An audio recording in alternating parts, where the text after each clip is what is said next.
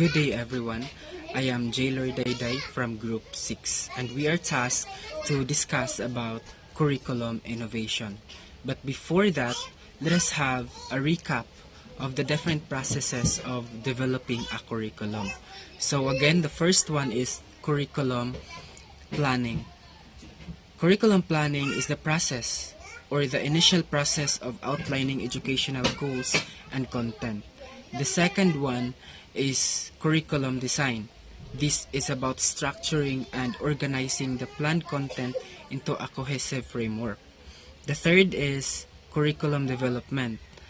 This is more on creating and refining instructional materials and resources. The fourth one is curriculum implementation. This means putting the designed framework into action in educational settings. And the fifth one is curriculum evaluation. This means assessing the effectiveness and impact of the implemented curriculum. And the sixth one is curriculum innovation. This is what we are going to talk about today. Let's start with defining the word innovation. The word innovation is often used to describe solutions to problems which represent change or departure from current practice as opposed to progressive improvements within an existing framework. This is according to Clause of 1969. The term has also been defined as the introduction of something new and as a new idea, method, or device. This is according to Merriam-Webster's Dictionary of 1995. So, meaning, innovation means finding new and different solutions to problems. Not just making small improvements, it's like introducing something completely new or coming up with a fresh idea or method. For example, smartphones. The introduction of smartphones revolutionized communication by combining phones with various features like internet access, cameras, and apps. For example, in the classroom setting, the teacher can use interactive learning games. Instead of just reading or listening, teacher can use fun games on tablets or interactive whiteboards to make learning more enjoyable. Another is the introduction of virtual classroom platforms or online class. So before we discuss further about curriculum innovation, let us have curriculum change. Curriculum change is inevitable in any society. These changes occur because there is not a perfect curriculum, and there is most often a need to adjust the economic, technological, social, political, ideological needs of society. So meaning, curriculum change is a broader term that encompasses any modifications made to an educational program. So, change in curriculum can be perceived at three levels. We have minor change, medium change, and major change. So first, minor changes. These involve rearrangement of subject, content, learning activities, reorganization of personnel, and addition of topics or methods in the curriculum project. For example, rearranging the order of chapters in a science textbook to better align with students' learning progression throughout the school year. And we have medium changes, so this involve not only organization of content materials or facilities, but also integration of subjects or new approaches to existing subjects. So for example, we have integrating technology education into various subjects, introducing new teaching methods, and updating materials to incorporate a more hands-on and interactive learning experience. Then the last one is a major change. So this involves an overhaul of the existing curriculum. It may entail a complete reorganization of the conceptual design of the of the curriculum. Changes in structure, content, and approaches. For example, transitioning from a traditional lecture-based approach to a project-based learning curriculum involving a complete redesign of courses, instructional methods, and assessment to promote a more experiential and student-centered education. And now, let us have curriculum innovation. Again, curriculum change is a broader term. However, curriculum innovation is a specific type of change. So take note that not all changes in a curriculum necessarily involve innovation. Some changes may be routine updates, reorganizations, or adjustments without introducing fundamentally new or creative elements. On the other hand, all instances of curriculum innovation inherently involve change. So, we can say that curriculum innovation is a subset of curriculum change. So, curriculum innovation. Innovation involves the introduction of something new in curriculum that deviates from the standard practice, often because society has changed and so must the curriculum. To meet these changes, innovations are created. An innovation must fit with the goals and objectives of education, which usually reflect the needs, interests, values, and problems of the society. So, for example, curriculum innovation in online class, integrating video discussions and collaborative projects in online language classes, fostering student interaction and communication to replicate the dynamic nature of in-person language learning. Another curriculum innovation is introducing financial literacy education at an early stage, incorporating basic concepts of budgeting and saving into the curriculum to address contemporary challenges related to personal finance. So, there are models of curriculum innovation.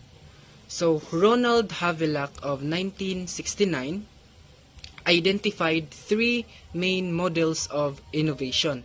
So, the first model is the research development and diffusion, or the RD&D model. So, in this model, innovation starts with research to develop new ideas or methods. Once developed, these innovations are shared and adapted by educators, spreading the change through the education system. For example, researchers develop a new approach to teaching math, test its effectiveness, and then share the method with teachers across schools, encouraging widespread adaptation. The second model is the social interaction, or the SI model. This model focuses on people interacting and sharing ideas. Innovations arise through collaboration and discussions among educators, students, and other stakeholders, emphasizing social connections in the change process. So, for example, teachers collaborate in workshops to discuss effective classroom strategies. Through these social interactions, a new way of incorporating technology into lessons emerges and spreads among the educators. And the last model is the problem solving, or the PS model. So, the PS model involves identifying specific problems in education and developing innovative solutions to address them. So, innovations are driven by the need to solve practical challenges, making the curriculum more responsive to real-world issues. So, the good example for this is recognizing students' struggles with reading. So, educators collaboratively create a tailored reading program addressing the specific problem and implementing the innovative solution to improve literacy outcomes. And there are three kinds of innovations in education. The first one is structure. So, involve the ways in which classroom and schools are organized. So, for example, implementing flexible seating arrangements in classrooms, allowing students to choose where they sit, and promoting a more interactive and adaptable learning environment. The second one is the content. Introduce subjects not previously included in the curriculum or those that revise old subjects in new ways. So example, introducing a course on environmental sustainability that spans multiple subjects, incorporating concepts of ecology, conservation, and sustainable practices into the curriculum. And the third one is the process. Those that have to do with human interaction involves the cognitive or intellectual or thinking domain as well as the affective or the social and the emotional domain in education. So example is adapting a collaborative learning approach where students work together on projects, fostering both cognitive development or the thinking and affective development, the social and emotional skills through teamwork and communication. And these are the different local curricular innovations in the Philippines. First is the 2022 Basic Education Curriculum or the BEC. So introduced in 2002, BEC aimed to enhance the quality of basic education in the Philippines. It emphasized competencies and skills development. An example could be the inclusion of a more student-centered approach, encouraging interactive learning activities. And then, third elementary education program or the TEP. This focused on improving elementary education in certain regions. So an example might involve implementing new teaching methods such as project-based learning to enhance students' understanding and engagement. Third is the Secondary Education Improvement and Development Program or the CEDIP. So CEDIP aimed to enhance the quality and relevance of secondary education in the Philippines. An example could be the introduction of specialized tracks or subjects, allowing students to tailor their education to their interests and career goals. And the last one is the K-12 Basic Education Curriculum. This is the curriculum that the Philippines follows.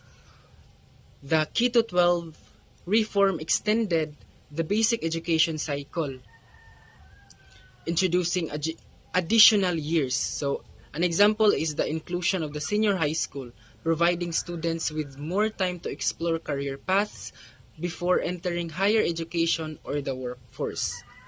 So again, the curriculum developments mentioned are the 2002 Basic Education Curriculum or the BEC or the BEC, Third Elementary Education Program or the TEP, Secondary Education Program and Development Program or the CEDIP, and the K-12 Basic Education Curriculum reflect initiatives in the Philippines to enhance the quality and relevance of education at various levels. Each has contributed to shaping the educational landscapes by introducing new approaches, content, structures to meet the evolving needs of students and society. So now let's proceed to the clusters of curriculum innovations. So curriculum innovations are clustered into several ideas that continue to shape curriculum and education systems in general. So the first one is the standard-based curriculum. So it is designed based on content standards as explicated by experts in the field. So when we say standard-based curriculum, tumutukoy ito sa pagtuturo at academic content na itinuturo sa isang paaralan o sa isang particular course or subject na or program na tumutukoy sa knowledge and skills na inaasahang matututunan ng mga estudyante, in which is determined by the learning standards that they are expected to meet. Then, there are different aspects under the standard-based curriculum, the knowledge, skills, and attitudes. So, dahil ang pagtuturo ay nagpapakita ng pinakamahusay sa kung ano ang alam natin sa tungkol sa pag-aaral, ang mga estudyante are clear about their tasks and are motivated to learn as they see connections to other disciplines and to life. So, sa mga teachers naman is the teachers have increased opportunities to engage in ongoing conversations about student learning. So, these three different aspects describe knowledge, skills, attitudes, and values na naglalaman kung ano ang dapat na ituro ng mga teachers and kung ano ang expected na matututunan ng mga estudyante. So, the standards define what is to be taught and learned. Then, the next is multicultural curriculum. It aims to promote cultural literacy and cultural understanding. So, ang multicultural ay nakatuon sa pag-unlad ng mga mag-aaral ng mas broader na pangunawa sa ating magkakaibang mundo. So, ang multicultural curriculum ay naglalaman ng mga pantay na mga educational opportunities for all students na mula sa mga iba't ibang ethnic, racial, or social groups. So, through this curriculum, natututo ang mga estudyante na i-value ang cultural history and i-appreciate ang magkakaibang perspectives. And then, there are 5 dimensions that schools could adopt when trying to implement multicultural curriculum. So, the first one is the content integration. It deals with the extent to which teachers use examples and content from variety of cultures and groups to illustrate key concepts, principles, generalizations, and theories in their subject area or discipline. So, ang content integration occurs every time na kinokonekta natin ng isang content-based systems to the outside world para kunin or itulak ang content to other systems to allow for creation or consumption by other means. So, it is combining two content areas, seeing where one leaves off and the other begins would be impossible.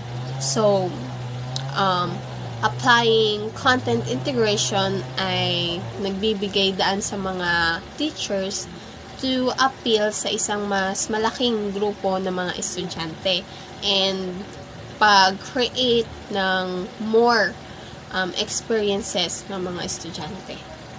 And the next is the knowledge construction. It consists of methods, activities, and questions teachers use to help students to understand, investigate, and determine. So, it is a process by which learners actively build their understanding of a topic or concept through exploration, reflection, and interaction. So, it involves constructing meaning from the information and experiences gained through learning activities and projects. So, ang pagbuo ng kaalaman ay isang aktibong proseso na nangyayari sa pamamagitan ng individual o panlipunang pakikipag-ugnayan. And this implies na ang mga trainers ay or mga teachers ay dapat magbigay ng mga pagkakataon sa mga mag-aaral na makibahagi sa lipunan at individual sa proseso ng paggawa ng kahulugan sa pamamagitan ng paggamit ng mga participatory methods. And Next is prejudice reduction. It describes the characteristics of students' attitude and strategies that can be used to help them develop more democratic attitudes and values. So when we say prejudice reductions, is tumutukoy ito sa pagbaba ng mga negative attitude o pagsusuri na pinangahawakan ng mga individual that relation to other people. So, these negative attitudes are based on the groups to which people belong. So, for example, the a white person disliking someone because he or she is a black person. So next is equity pedagogy. So it exists when teachers modify their teaching in ways that will facilitate the academic achievement of students. So, ang equity pedagogy ay isang diskarte sa edukasyon kung saan ang mga guro ay bumubuo ng mga teaching strategies and nililinang ang environment sa loob ng classroom na mas humusay na sumusuporta sa lahat ng mga estudyante, lalo na ang mga tao who have been disadvantaged in school and the outside society. And the last one is empowering school culture and social culture. It involves the reconstructing of the culture and organization of the schools. So, empowering school culture and social structure is created kapag ang kultura at organisasyon ng paaralan ay binago sa mga paraan na nagbibigay daan sa mga mag-aaral mula sa magkakaibang lahi, ethnics, at mga gender groups na makaranas ng pagkakapantay-pantay at I'm Marnville Pentetural and I'm going to tackle the indigenous curriculum and brain-based education. So, indigenous curriculum, it was a product of a vision to make curriculum relevant and responsive to the needs and context of indigenous people. So, indigenous curriculum aims to provide a more inclusive and accurate representation of indigenous histories, languages, and ways of knowing within the educational system.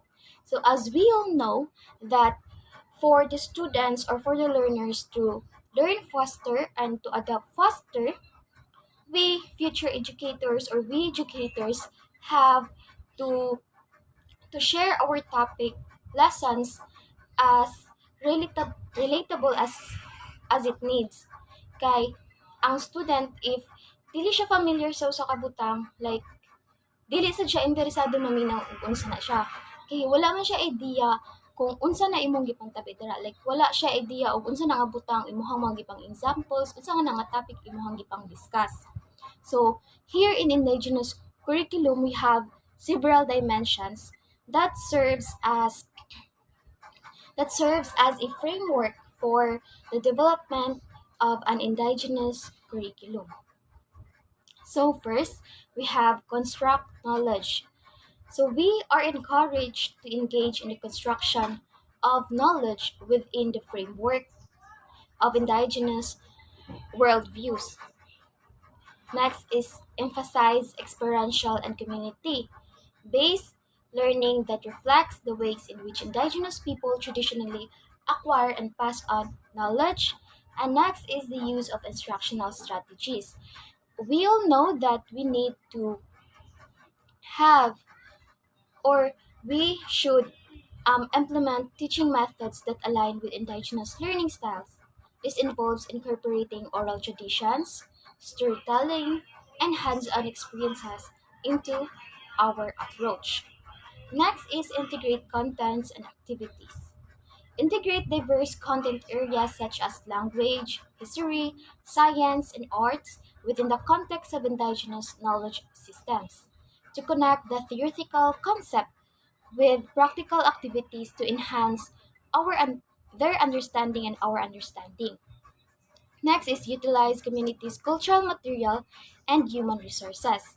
We have to draw on the rich cultural resources within our community, including elders, traditional practitioners, and local materials to ensure authenticity, relevance, and a strong connection between the curriculum and the indigenous community's life experiences. So these dimensions collectively contribute to the development of culturally responsive and community-grounded indigenous curriculum.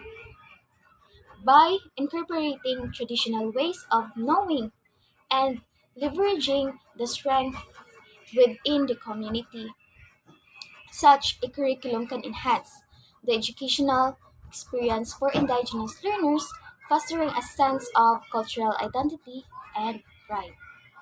Indigenous curriculum may consider using and implementing the following strategies at the school level. So we have here integrating contents and activities that reflect the learner's culture, history, traditions, and indigenous knowledge in the curriculum.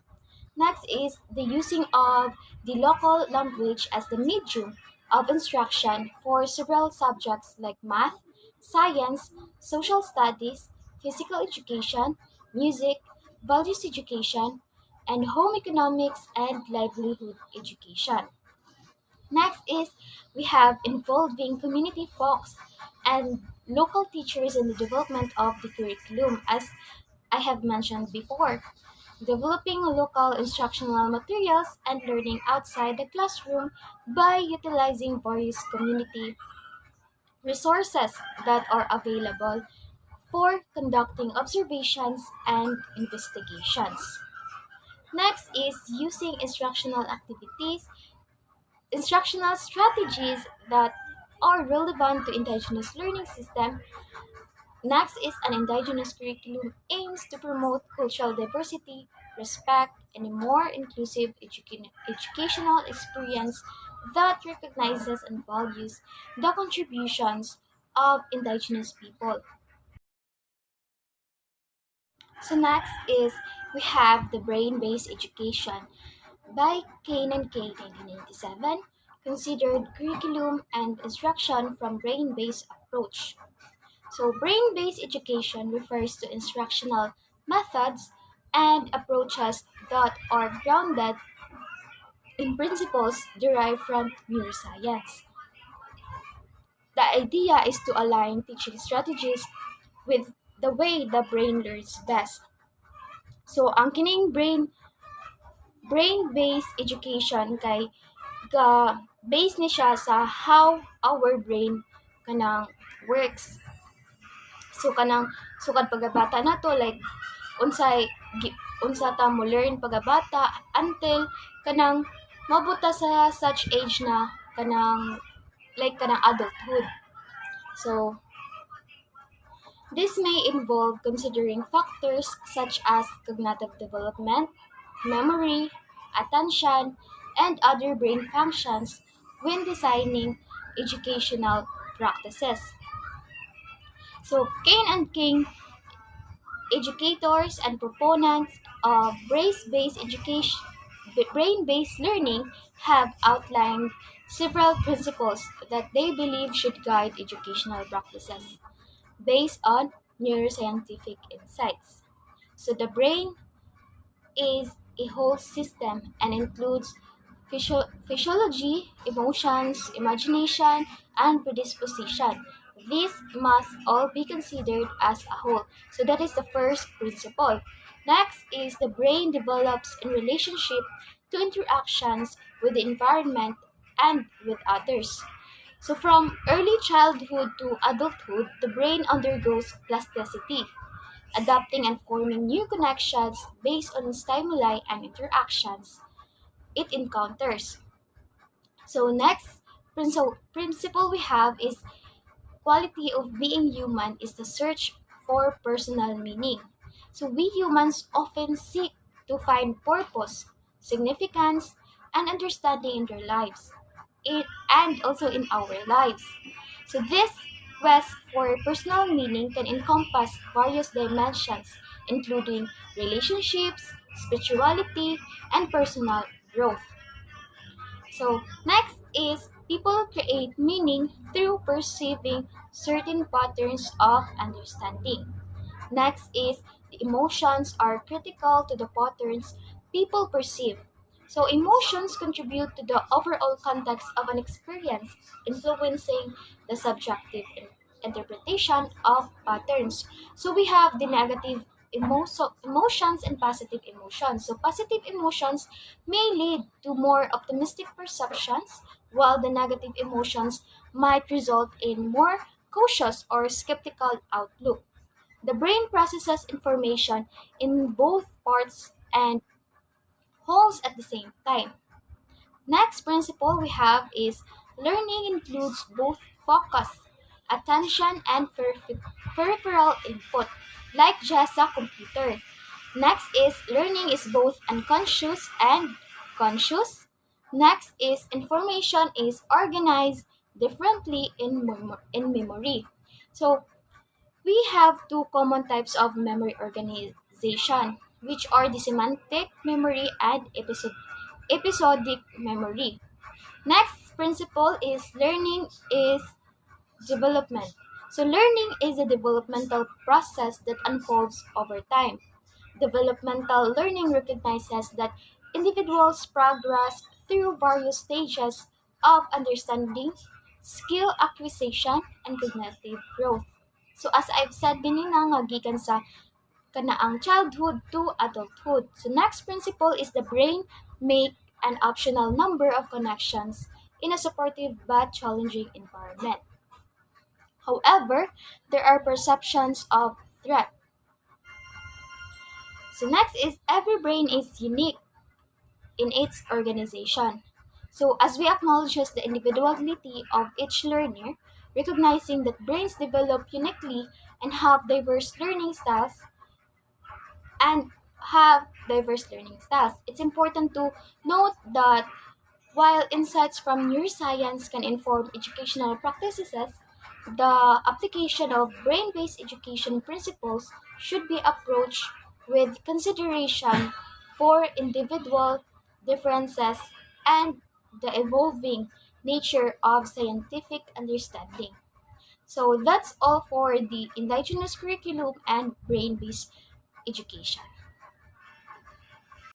Good day, I'm Abigail Ashley Lau. A gifted education curriculum. It is designed to respond to the needs of a growing number of gifted learners and to develop gifted potentials. Several examples of gifted curriculum models. School-wide enrichment model. Implemented as an enrichment program used with academically gifted and talented students in a magnet team or enrichment approach for all schools interested in the high-end learning and developing the strengths and talents of all students. School-wide enrichment model is an organizational plan for delivering enrichment and acceleration through an integrated continuum of services.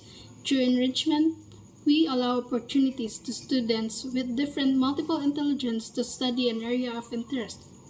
Allow gifted students to participate in a school-wide enrichment exposes students to new ideas, interests, allows them to conduct research, and students are able to make choice to work independently or in a small group. Some examples of school-wide enrichment are field trips, presentations, speakers, research on real-life problems, plays, and coding. There are three goals in the school-wide enrichment model: developing talents in all children, providing a broad range of advanced level enrichment experiences for all students, and providing advanced follow-up opportunities for young people based on their strengths and interests. Next is the parallel curriculum model.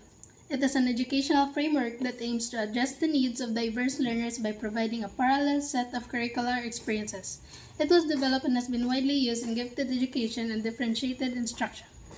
It is a unique method of organizing your lesson plans. There are four curriculum parallels in this model. First is the core. This is where students learn understandings pertaining to a particular topic, subject, or discipline. Next is connection. This is the part of the plan which helps teachers and students connect overarching concepts, principles, and skills. This is to aid in student understanding of multiple concepts, content, and principles as they relate to other areas. Third is practice. Simply put, this is the piece in which students have the opportunity to practice what they have learned and apply that knowledge to generate questions, draw conclusions. This aids students' ability to act as a problem solver, creator, researcher in a field of study. Lastly, identity. In this piece of the PCM, students have the opportunity to reflect upon the relationship between skills and ideas in a discipline and their own lives, personal growth, and development. Autonomous Learner Model. It was developed by George Betts and Jolene Kircher with the aim of producing learners who are independent and self-directed. It was initially aimed at gifted and talented students, but this model can very well work for more students in general. Through the autonomous learning method, students not only discover their own learning needs but also set their own learning goals, devise methods to achieve those learning goals on their own, as well as monitor and evaluate their own learning progress. The first component of ALM is orientation, which encourages the students to reflect on what intelligence is, how their school is helping them use their intelligence through various programs and teaching methods, and how they can play an important role in guiding their future. After orientation, students enter the individual development stage of the model. During this stage, student gains the tools they need to be independent learners. Teachers facilitate the acquisition of skills needed to obtain knowledge through research and technology, an understanding of university and career goals, and the organizational and productivity strategy necessary to accomplish their goals. Enrichment can take on many different forms, where the students will be exploring new ideas, investigating phenomena, taking part in a culture activity, doing service work, or taking an adventure trip. Students will be pursuing knowledge based on real world experiences. Seminars in ALM are not taught by professionals or teachers. Instead, students create and oversee seminar and demonstrate the knowledge and ideas they have acquired during the ALM process. Usually, students work in small groups to create these seminars. The final stage of autonomous learning is the in-depth study. This can take the form of an individual or group project, a mentorship, a presentation, or an assessment. This is considered the highest level of autonomous learning. This is the stage in which students synthesize the information, skills, and strategies they have learned to demonstrate what they have learned largely on their own. Integrated curriculum model. It is a popular way of organizing or designing different kinds of curriculum. This is an approach to teaching gifted students in a way that is sensitive to their needs. This model places an emphasis on advanced content, knowledge, relies on higher order thinking skills, and focuses learning on major issues that cross several disciplines. The integrated curriculum aims to accomplish a greater level of critical thinking and understanding in students because the topics, when taught together, are mutually re-emphasized. There are three dimensions based on the model of Van Tassel on 1987. Advanced content dimension. Content is taught in a regular classroom, but advanced content is a higher, accelerated curriculum that many gifted learners require. It is above grade level and beyond what is expected of the particular age group. It promotes higher order thinking and processing skills. Critical thinking skills are also enhanced through advanced content. Next is the process product dimension. This dimension promotes in-depth, independent learning by focusing on higher order thinking and processing skills. It needs to be proficient in problem-solving strategies across all disciplines, and advanced content increases the potential for student learning and application of their skills. Navigating through a unit to create a product or further strengthen concept and essential understanding is a main focus. Issues or theme dimension. Reading, reflections, and discussion allow students the ability to develop ideas, themes, and determine related concepts and ideas among various fields of Kids Academia Model. It is a program for young Japanese children ages 5 to 8, which was developed by Dr. Manabu Sumida in 2010. There are three major phases that are followed to the development of the curriculum. First is the group meeting and brainstorming activities. The teacher and the teaching assistants hold several meeting and brainstorming activities to decide on the themes that will be included in the program. Next is the selection of contents for each theme.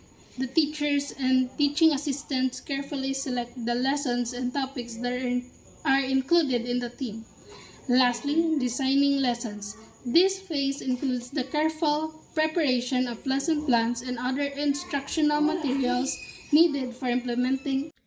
Good day everyone, I am Riza Isdabalos and now let's talk about the activities for each lesson were selected based on the following guidelines developed by Dr. Sameda. So number 1, stimulates the internet of the children. It allows children to explore the internet under supervision and helps them to develop digital literacy and competence. Number 2, allows children to express their own ideas and findings.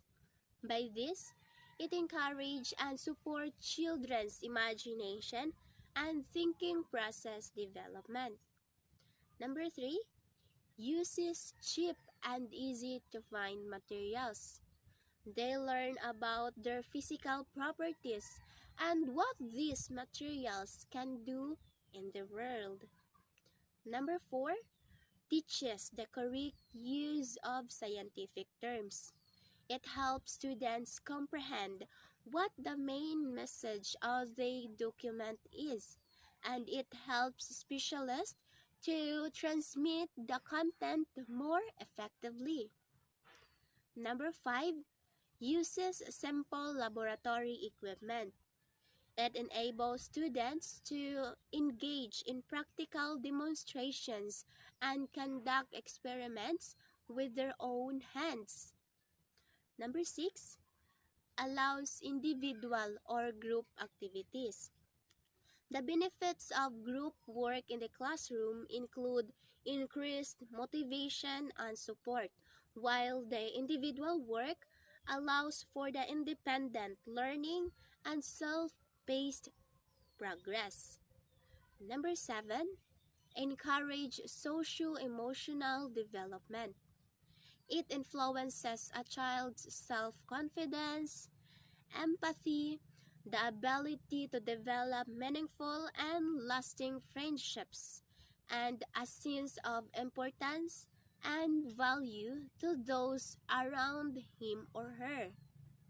Number 8, connects to the other subjects and to everyday life experiences.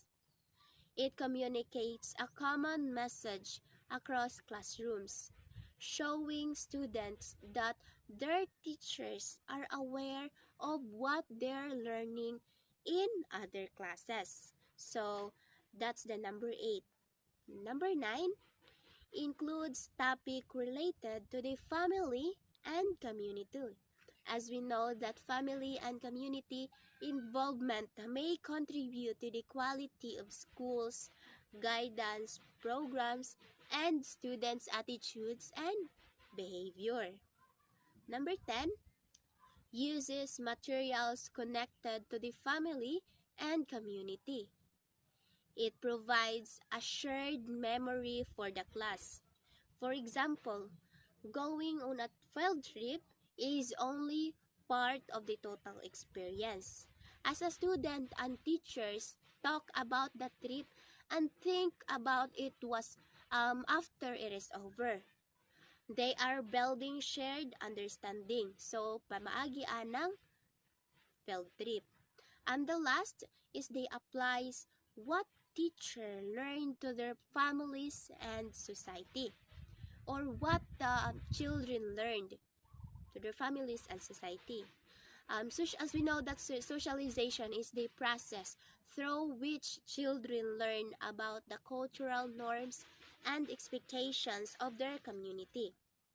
Primary socialization occurs When parents and teachers, members of the child's immediate family, teach the child about cultural norms.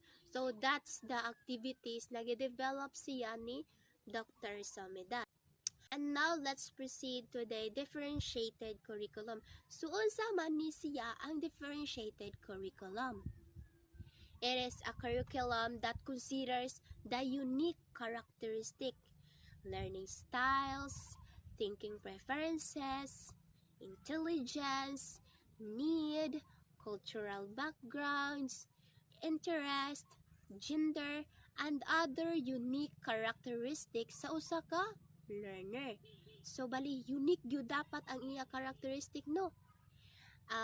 A differentiated curriculum is a learning program that ideally meets the academic needs and interest of every student. So dapat kung unsa to ang need ug ang interest sa usa ka student is dapat ma-meet siya. This means that all the teaching approaches outlined in the curriculum are flexible so that the content being taught is digestible and refreshingly challenging for each individual child. So that's the differentiated curriculum. So dapat ang nagkalahi-lahi ng mga strategy sa usa ka student is dapat sa usa ka teacher is dapat niya buhaton para ma-meet lang ang need ug ang interest sa usa ka student.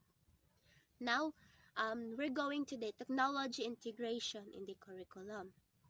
Technology integration is breaking the geographical barriers in education.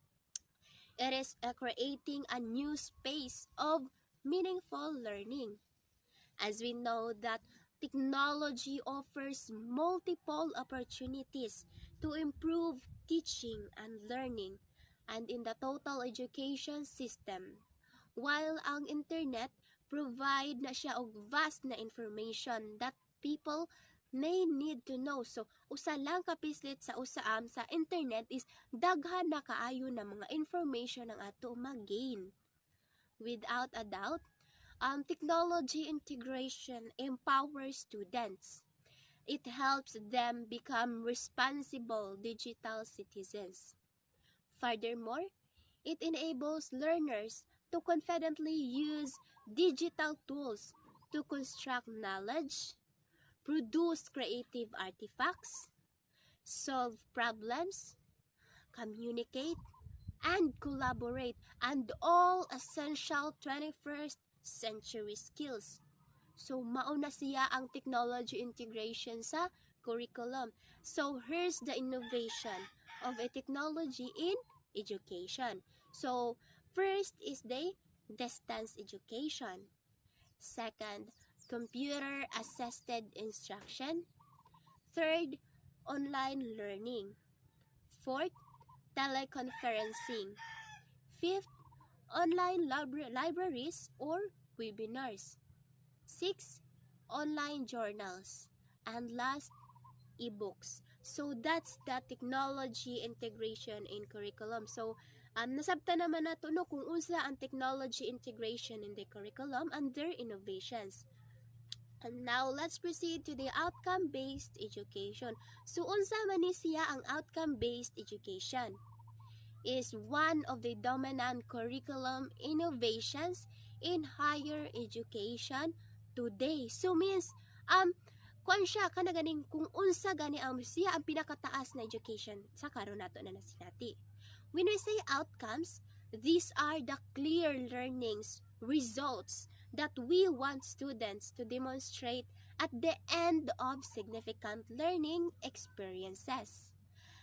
Kung unsa to ang ilang mga actions, kung unsa to ang ilang mga performances that embody and reflect learning competence in using content, information, ideas, and tools successfully. O based na siya kay Espadin 1994. So kay human naman ta nakahibaw kung unsa ang outcomes, so diri angay natong hibawon kung unsa man gyud ni ang outcomes based education. So unsa man gyud di ay ni siya no?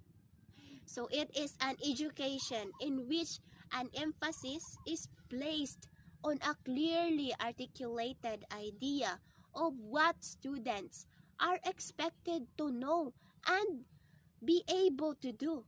That is, what skills ug unsa man na mga knowledge they need to have. They need to live sa kanaganing kumuhawa na sila sa kana na school system. So why does outcome-based education is important to the students and teachers? So nga nang importante man jud ni siya. Because it simply focus on outcomes creates a clear expectation of what needs to be accomplished sa kanang mag-end na ang kana na course. Students will get to know what is expected of them. Og ang teachers will understand that they need to teach during the course. So mao na siya ang outcome-based education. I hope you will understand. Thank you. So next, according to Speedy 1994, there are two common approaches to an OBE curriculum, namely traditional or transitional approach and transformational approach. So first, let's talk about traditional or transitional approach. So what is traditional or transitional approach?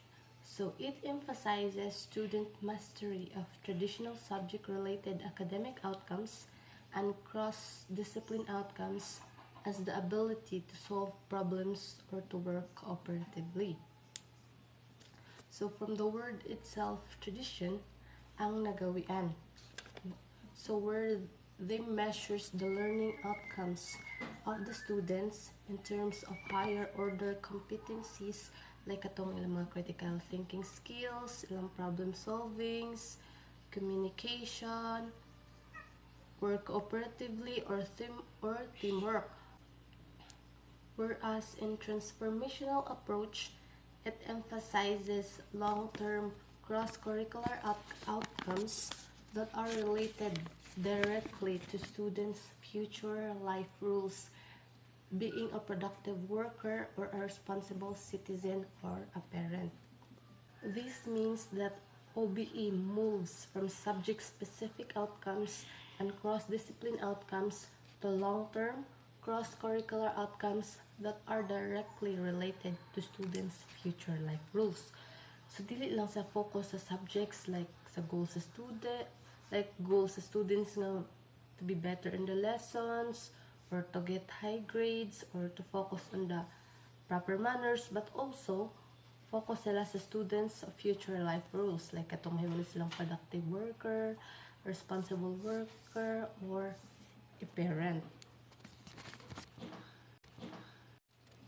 Then Speedy 1994 also identified 4 essentials of principles in OBE. So the first is the clarity of focus.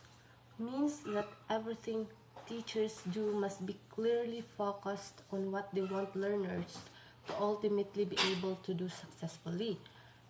So, ilang expectations must be clear. Klaro gani kayo unsa gid ilang gusto nga ma-accomplish sa students by the end of the course. So, ang students also understand kung unsay expected gud sila sa teachers ba kung ug kabaw pud sila nga unsay kailangan sa teachers nga itudlo ato sa students. Next is designing back. So, it means that the starting point for all curriculum design must be a clear definition of the significant learning that students are to achieve by the end of their formal education. So from the starting point pa lang sa curriculum, di ba, dapat klaro na jud kung unsa jud dapat ang ma-achieve sa students at the end of the education. So if during the process, like mabantayan, like kuwang diri need improvement si diri or tangtangan ni sa dira na masud ang redesigning of curriculum. Next is high expectations for all students. So it must promote not just students' academic achievement but also their well-being. Then expanded opportunities for all learners.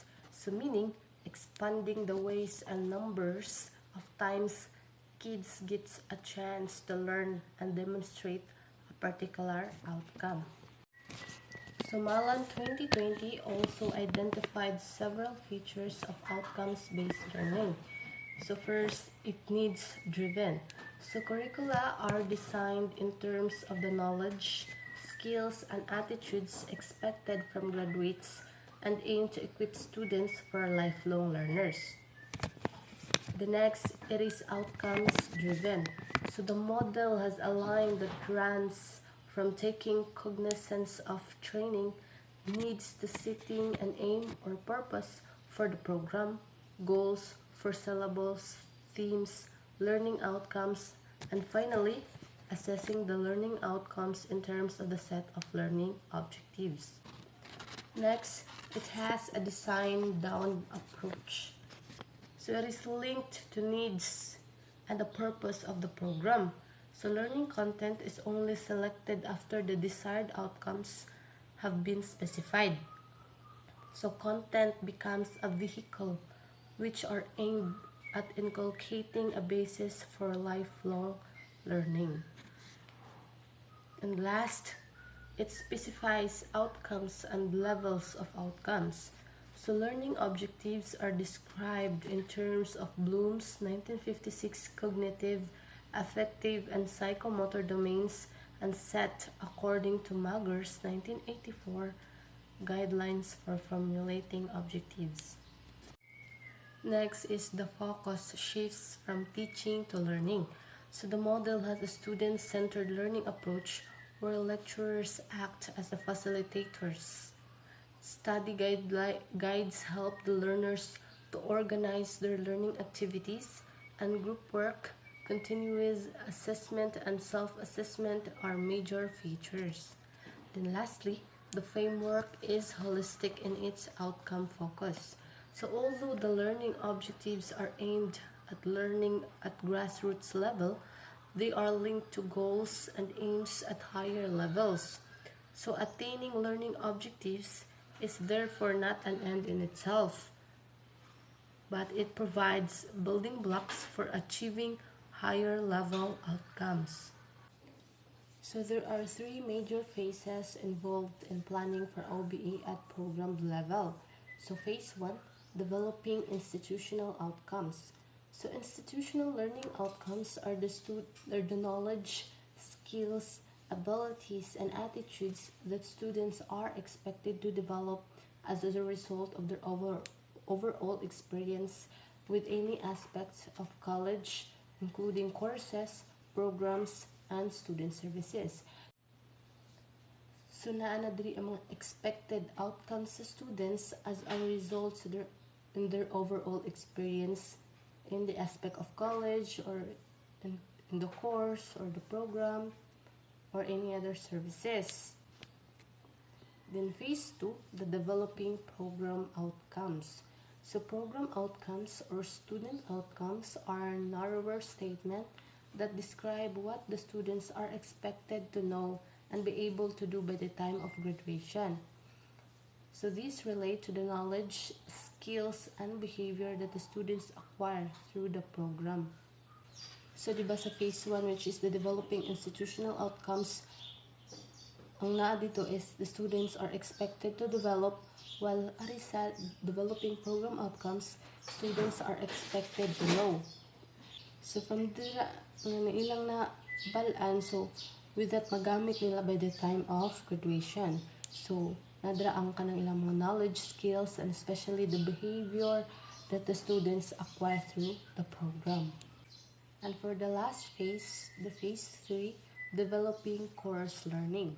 So here in developing learning outcomes, they must understand why that knowledge and those skills will be useful and must focus on the context and potential applications of knowledge and skills. So diri na ano na nila mga learning outcomes nganong importante man nga makatuna na, nganong importante man nga naa kaani nga skills, useful ba ni nga skills, asa ni siya magamit. So there are 3 categories of outcomes that are essential of OBE. So stage 1, developing course competencies. So it describes students' learning outcomes, not instructor or student activities. So mag-focus na siya sa kanang unsay outcomes, learning outcomes sa students. Dili ra nga focus ra siya sa di siya mag-focus sa instructor or di siya mag-focus sa mga panghatag activities sa students.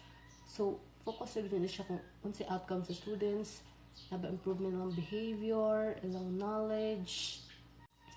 Then stage 2, developing curriculum map. So curriculum mapping, it is a method to align the instruction with desired goals and program outcomes. So makuan po nimo diri kung unsa itudlo ug unsaon pagtudlo adto sa mga students. Then lastly, stage 3, developing the syllabus. The sole syllabus conveys information about expectations. So naa diri ang mga quality of work that you expect from your students ug how they should prepare for class.